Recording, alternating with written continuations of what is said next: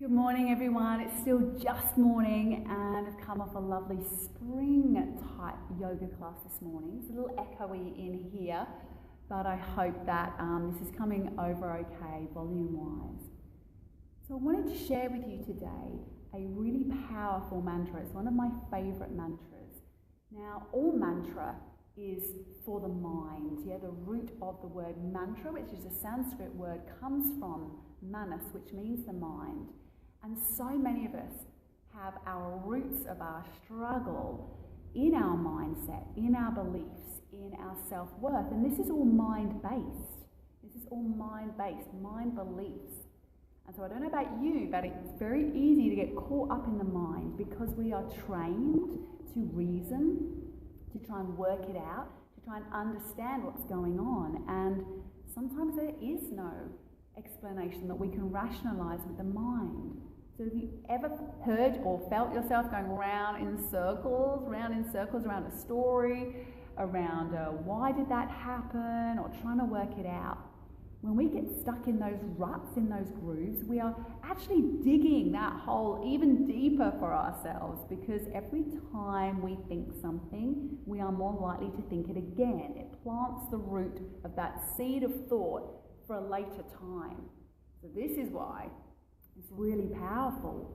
And so we need something equally powerful to counteract the mind. Now, the mantra I picked for you today is a Durga mantra, and this is an aspect of Divine Mother. It's a very strong mantra for a lot of reasons, but one of the things that I want to share with you about her today is that she is the one who cuts the head, if you like, off of your ego. And it's only your ego that is telling you these thoughts, like, I'm not good enough, or I should be able to work this out, or why did this happen to me? The ego wants to try and explain, it wants to rationalize, and it wants to make itself feel better, but often gets caught up in the poor me, There's some weird attraction to suffering, isn't there, that we kind of want to revisit problems, and why did I say that? Why did I do that? How do I fix that? So Durga is one of the key mantras for really cutting off the head, that egoic patterns of the mind.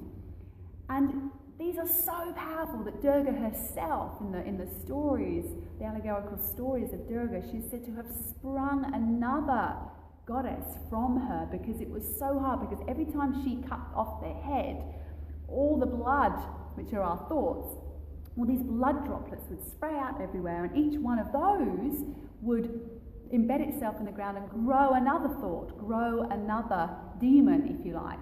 And this is just all representative, the demons of our thoughts, our negative thought patterns. So she was cutting off all the heads, all the thoughts, but they were springing more thoughts.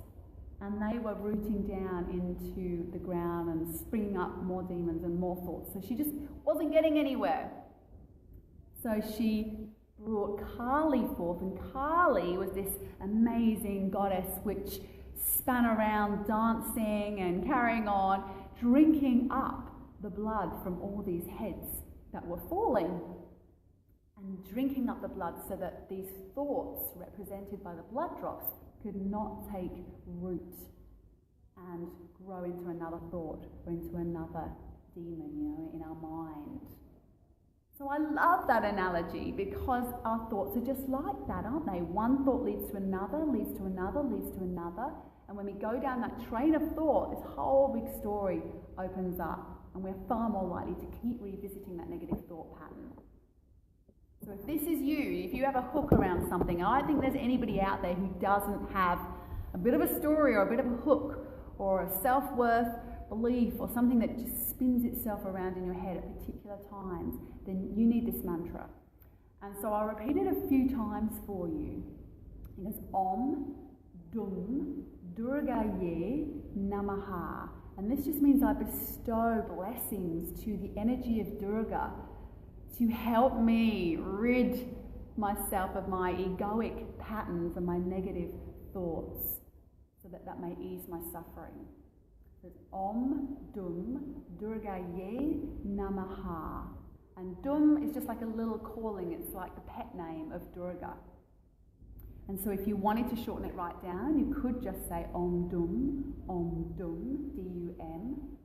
But I think it's nice to bring in the whole mantra. It has more power. So you can find a nice rhythm like this. Om Dum Durgayei namaha, Om Dum Durgayei namaha, Om Dum Durgayei namaha, Om Dum Durgayei namaha. And you can continue for as long as you want. So if you are finding you're getting caught up in a story, Om Dum Durgayei namaha. If you find that you are generally a bit like that, then just do it anyway. Don't wait for the story to come in, because once you're hooked into that story, once you're hooked into that negative thought pattern, it's very hard to get out of it and remember to do the mantra. So mantras are good to do regularly anyway, and then you are far more likely to be able to stop yourself and pull yourself out of that thought and bring the mantra in. It becomes like an unconscious competence. Whereas for me, mantra will just come in now in a challenging situation. Very often, the right mantra will just sort of pop into my head and I can start it. And that's what you want, because it's so hard to stop that thought once it starts. So get into a regular mantra practice. Why not try this mantra for 21 days, a couple of times a day? And from anything from 3 times to 108 times, if you have a mala bead to count those, is a great number. But 3s, 9s, 12s, repetitions of those numbers are just particularly auspicious. So good luck with it. I would love to know how you get on with that mantra. So send me a message or leave me a comment below. Om Dum Durgayei namaha, Jai Ma, and have a wonderful day.